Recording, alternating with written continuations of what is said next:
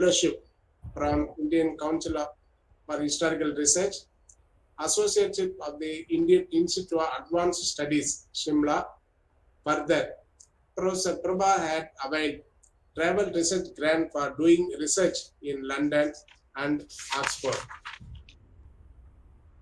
Professor has very good oratorical skill and delivered good lectures in symposium, thematic seminars, and workshops. Professor is a profound writer, and to her credit, she has published the following books: British Committee of Indian Congress, 1889 to 1921, G. Nadation and National Awakening, and the Polkas and Mahatma Gandhi's. And now she is working on Magadev Desai and his contributions. Professor has won the award for the best thesis in history, like Pushkar Award from the University of Mumbai. Professor, Madam, it is our honor and a pleasure to welcome you to this lecture series, and thanks for accepting our invitation to deliver the talk. On behalf of the Department of Indian History, University of Madras, I wholeheartedly welcome Madam Prabha Ravishankar. I also welcome other invited speakers who will share their insights in the weeks to come. Thanks, professors, for joining us today lecture series. I warmly welcome professors, the senior most professors, Madam Balambal, my teacher. She is regularly attending, particularly she responded our invitation regularly. I wholeheartedly welcome Madam Balambal and other teachers, students of history from all over India who have joined us today lectures. I welcome one and all. I also warmly welcome my colleagues, well-wishers, friends, and students from the University of India and other affiliated colleges to this event. Thanks for joining. Now I invite Madam Prabha Ravishankar to deliver today's lectures.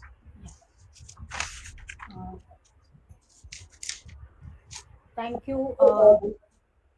Thank you, Professor Sundaram sir. Before I start, I want to pay my respect to two important scholars who have assembled here. At least I could see them.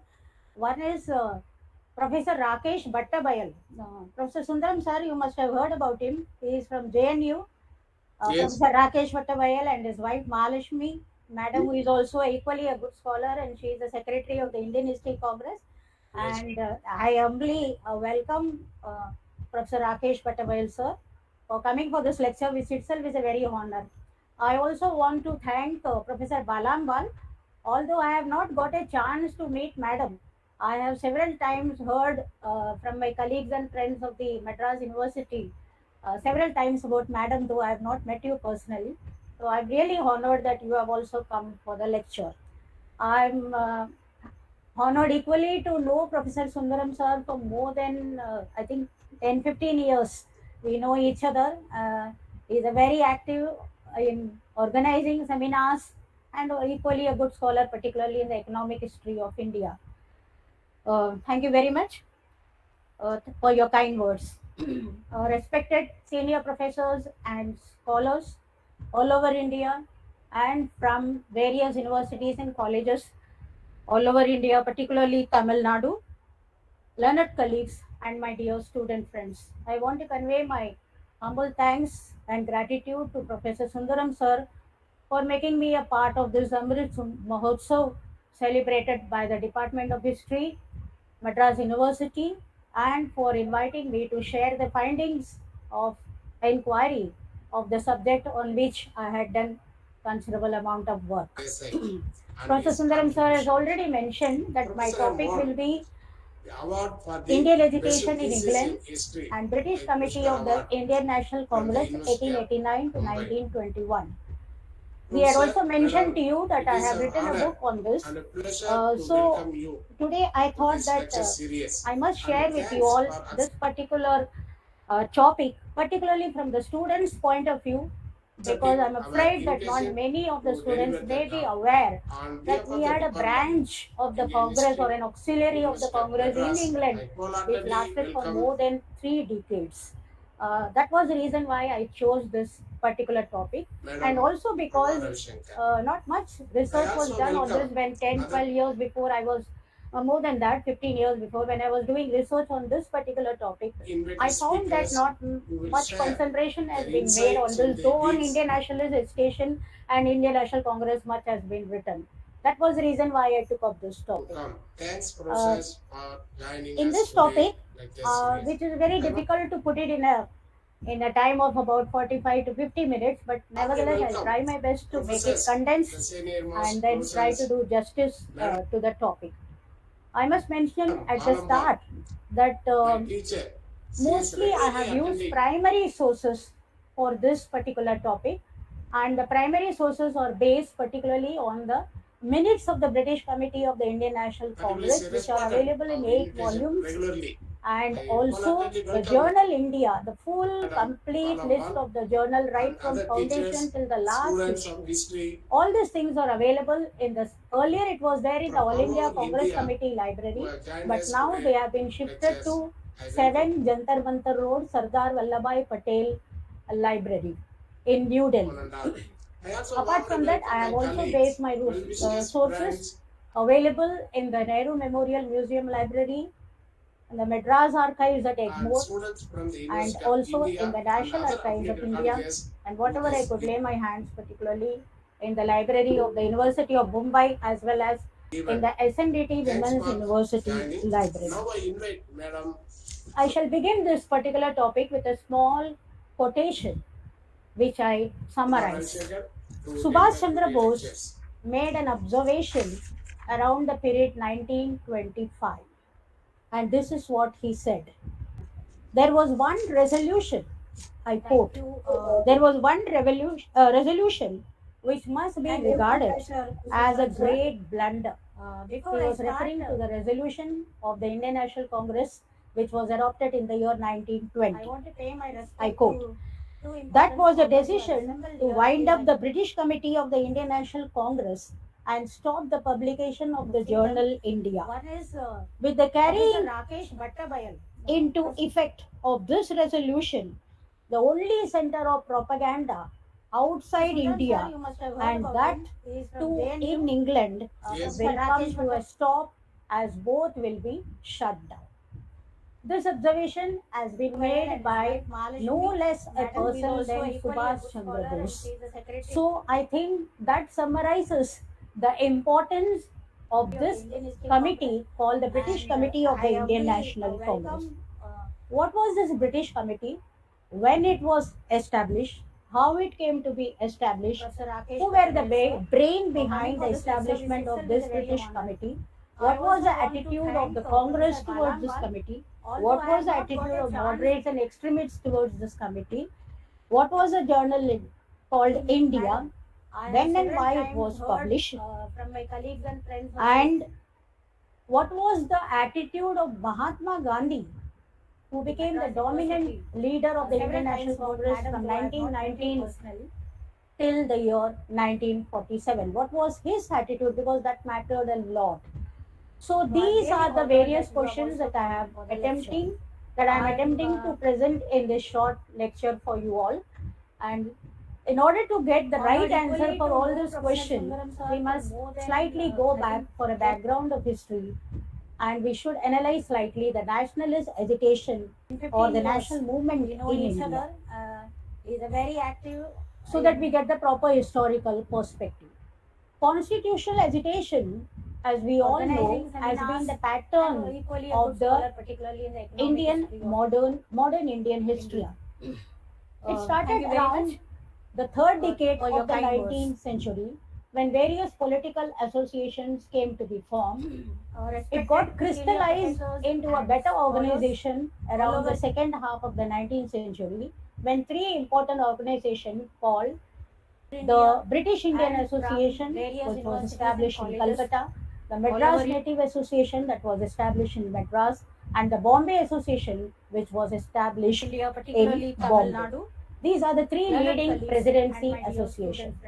Now, all these three associations has got considerable importance in our history. But of all the three, the British Indian Association is considered as most influential and long-lasting among the political associations of India. I say long-lasting because this particular association got more and more members as the years progressed, and it became more and more active as the years progressed. It was one of the earliest associations to send petitions listing Indian grievances and demanding redress of grievances, particularly from the British government. And they also want the Indian legislature to be on par with those of the colonies. That was the type of demand that was made by the British Indian Association. Later on, as a sort of imitation of these associations, we see that some more associations came to be established. Among them, the more important one is the an association that was founded by John Dickinson, who was a liberal in Britain, and he founded an association in Britain in order to represent the Indian cause in England. John Dickinson was very friendly with some of the earliest nationalists in India, and he had already predicted, looking at Lord Dalhousie's imperialist policy and in particular the doctrine of lapse, he had already predicted that there will be a sort of rebellion in India. What he already forecast was that there will be a rebellion, and he proved to be very right, because we all know what happened in the year 1857. In the year 1866, the grand old man of India, veteran politician and nationalist Dadabhai Nehruji, he founded the East Indian Association. And Dadabhai Nehruji had realized the importance of conducting a sort of agitation in England right from the period, that is the year 10th or the 11th year after the rebellion of 1857. And so that shows that how much Dadabhai Nehruji was concerned in representing the Indian cause in England, because he had firm belief that in a British sense of justice and British sense of fair play. Then after this, one or two more associations came up. It was exactly at this time that there were two British mentors of the Indian National Congress, and all of you must have heard their name. One is the famous Alan Octavian Hume, who goes down in history as the father or the prophet of the Indian National Congress. The other one is Sir William Vedderben. Both of them were Indian civil servants, and both of them were marked by their sympathetic attitude towards the Indians and their sympathy for Indian aspirations. Normally, we give credit to Alan Octavian Hume because he was the one who was instrumental in the establishment of an all India organization that came up in the form of Indian National Congress. But Dadabhai Nehruji, W.C. Banerjee, and some other early nationalists were also thinking, and some of the nationalists from Madras also, they were also thinking in terms of an all India organization. The only difference was that Hume could pursue it with a vigor, with an energy, and with his wide contacts both in India as well as in England. He was very hardworking and he was very, very persistent. So that idea he could persuade in a much more elaborate manner. He guessed that soon after the rule of Lord Ripon, when some liberal reforms has been introduced in India, he thought that this is the time when the establishment of an All India organization will be ripe and it will be met with success. So what he did was that by December 1884, from December 1884 to around June 1885, he was traveling all over India. His travels were particularly intense in Madras, Bombay, and Calcutta, because here he wanted to meet all the intellectuals of these three presidencies. And also Having met the intellectuals of these presidencies, such as Surendranath Banerjee, and then M.G. Ranade, and then in Madras, D. Subramania Iyer and others, W.C. Banerjee also, Hume decided and persuaded that now they must go for an all India organization. After this, Hume convinced the Indian nationalists that before the materialization of an all India organization, he will go to England and he will establish contact with some of the MPs and liberals about the Indian national movement and about the progress that has been made in India.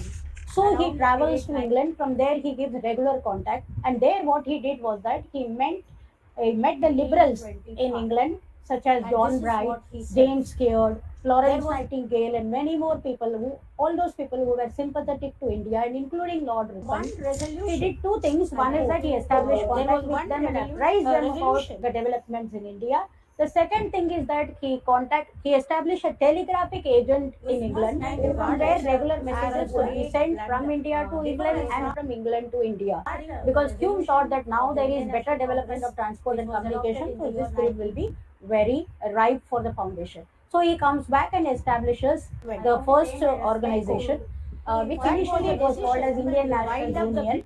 Later on, the name was changed and it became Indian National Congress.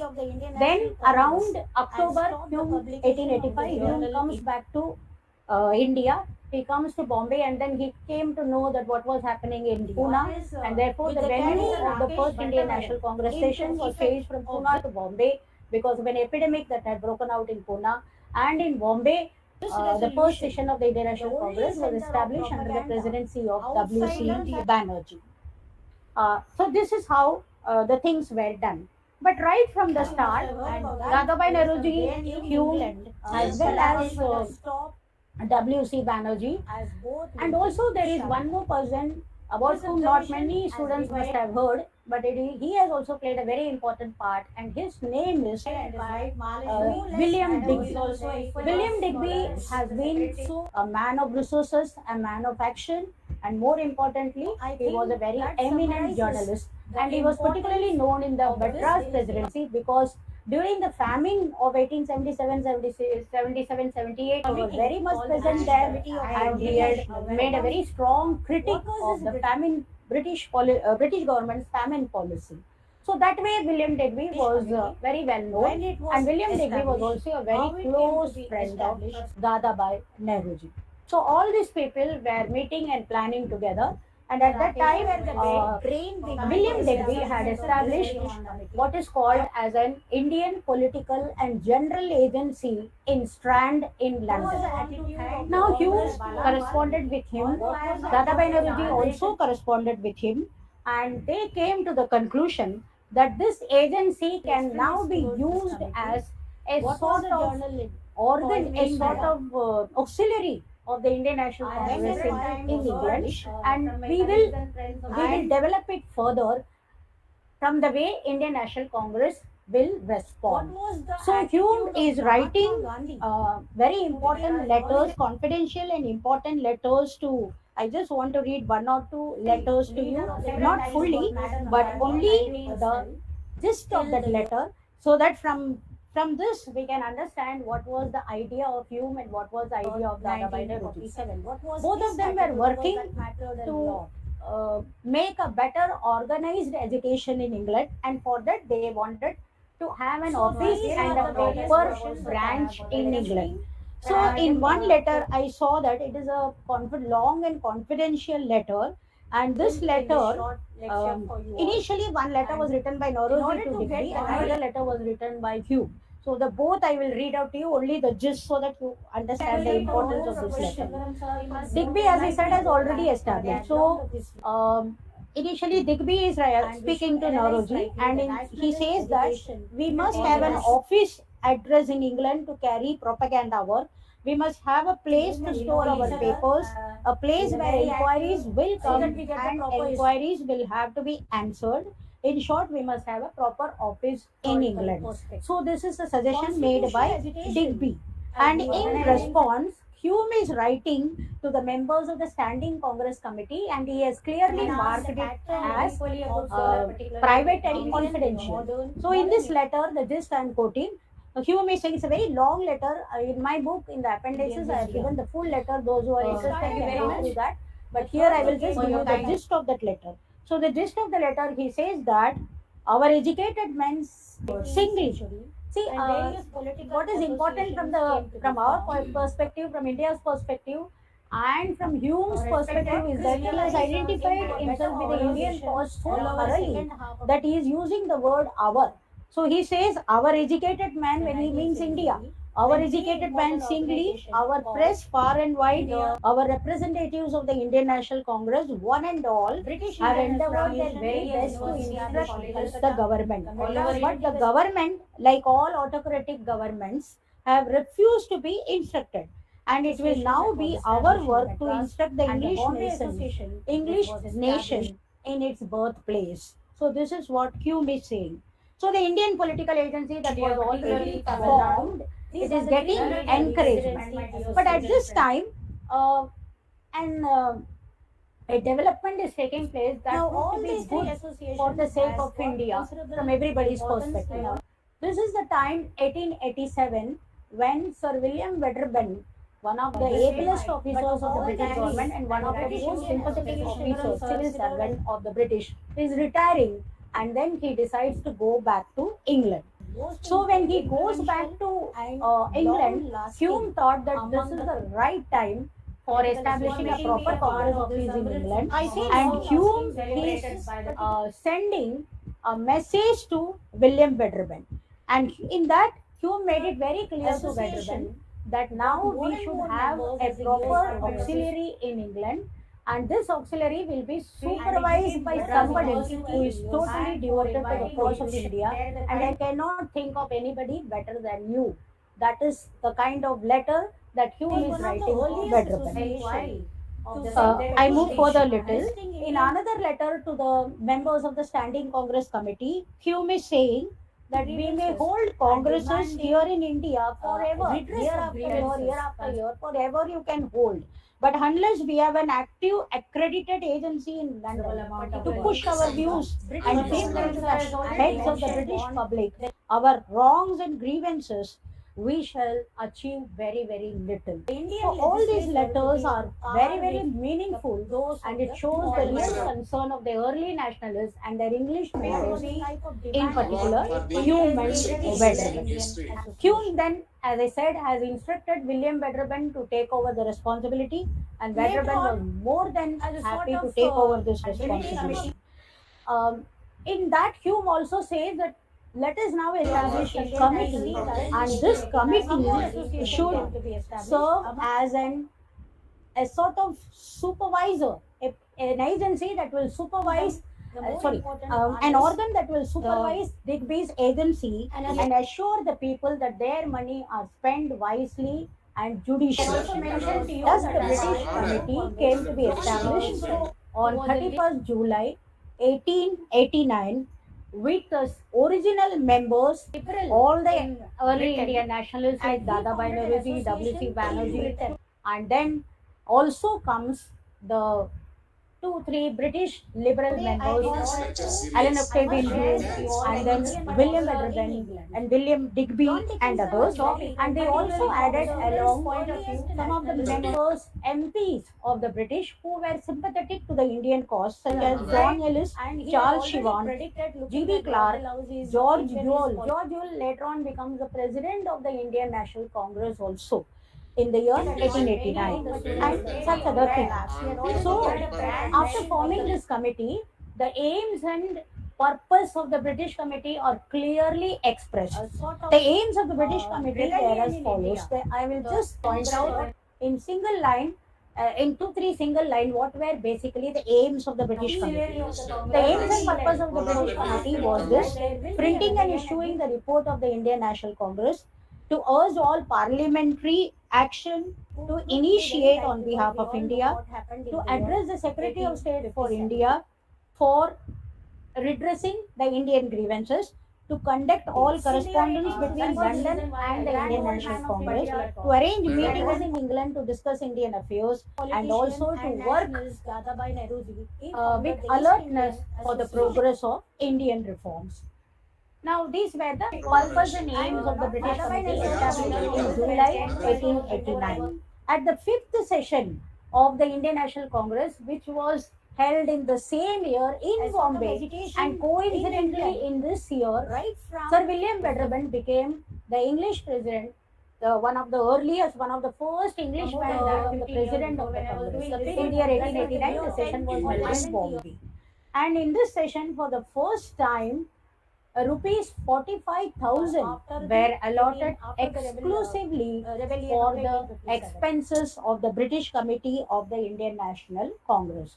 So here a stamp of authority has been given by the Congress to the British Committee of the Indian National British Committee of the Indian National Congress. It was often called as not merely British Committee, but it was often referred as British Committee of the Indian National Congress. So the Congress has posed this authority on the British Committee.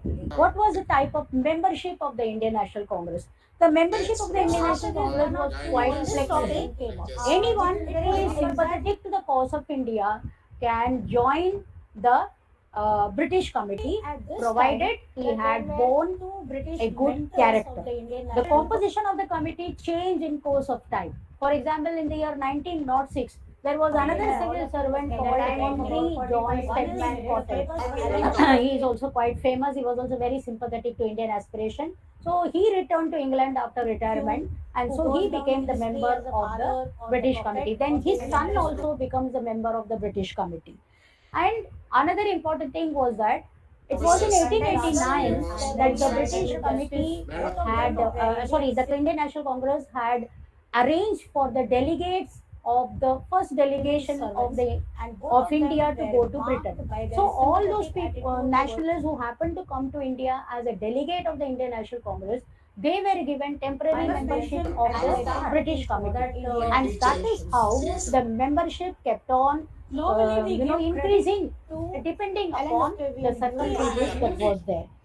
After some time, looking at the sympathy and support that we could get from the Labour Party, so we got members like T.R.D., Josiah Wedgwood, and some of the Labour Party members. Even Henry Pollock became the member of the British Congress Committee. Primary sources of Wedderburn, as I said, after his retirement, he had already settled in England, and he was the pillar of the British Committee. He was supervising everything, and he was doing everything with the British Committee. He became the chairman of the British Committee right from its inception, and he lasted till the day of his death in the year 1980.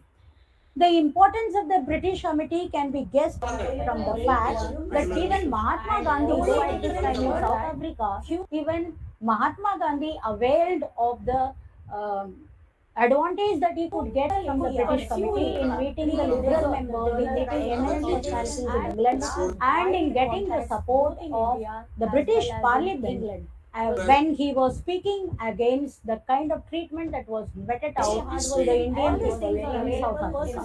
And in close imitation of the British Committee of the Indian National Congress, Mahatma Gandhi had also made a trip in 1906 and 1909.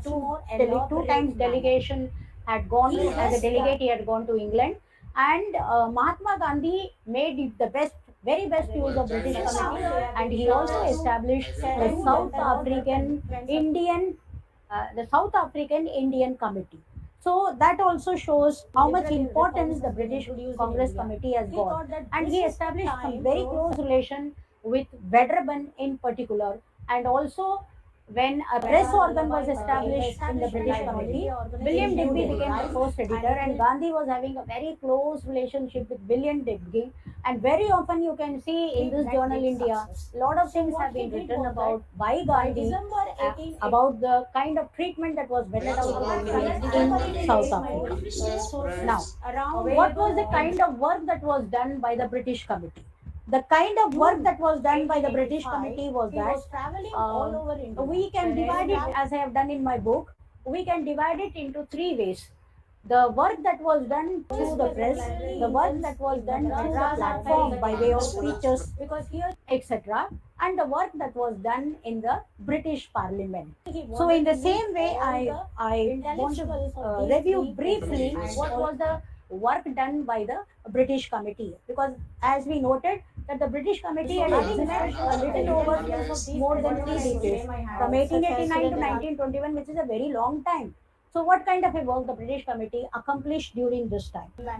Now, the British Committee has done good amount of paid work via the press, and on February 4th, 1890, for the first time, the British Committee realized that it is useless to carry on any kind of agitation in England without a proper press organ. So they established an organ of the press, which they called it as India, a journal for the discussion of Indian affairs. Not very many students must have heard about this journal, but this is a very, very prominent journal. The journal is called India, and with a subtitle called India, a journal for the discussion of Indian affairs. This journal was initially, it was coming up irregularly. Then, after a few years, it became monthly. Then, from 1898 onwards, it became a weekly. And every week from 1898 onwards, it was regularly coming till the last day of the binding of the British Committee of the Indian National Congress, which happened in 1921. Now, what role was played by this paper, by this newspaper? Now, this newspaper has, as I said, devoted to the Indian cause naturally, because it was the organ of the British Committee. The first task was to carry out the resolution that has been adopted by the Indian National Congress. So the press has made it its duty to conduct propaganda. It was, you can say, a vital propaganda of the Indian National Congress in England. That's all. The first issue, in the very first issue, we can see that the reports of the fifth session of the Indian National Congress was discussed in detail. The speeches, the delegate speeches, the presidential addresses, and everything was written, and also what was happening in the parliament, everything was reported. And there was a very, in the very first issue, there is a beautiful comparative study between the delegates who visited England in 1885 and the delegates who visited England in 1890. So this kind of a comparison is very, very interesting. Right for the foundation. So he comes back now in this journal India was Dadabhai Naoroji has said it very nicely. I will just that was the words of Dadabhai Naoroji, because he said that without Journal India, our work will not be as effective as with it. It is an absolute necessity. It is an instrument and a part of organization. Every possible effort must be made in India to give the widest possible circulation, both in India and in United Kingdom. Now, in this journal, very many Indians also contributed. Indian nationalists especially also contributed. And I want to say a very important thing, and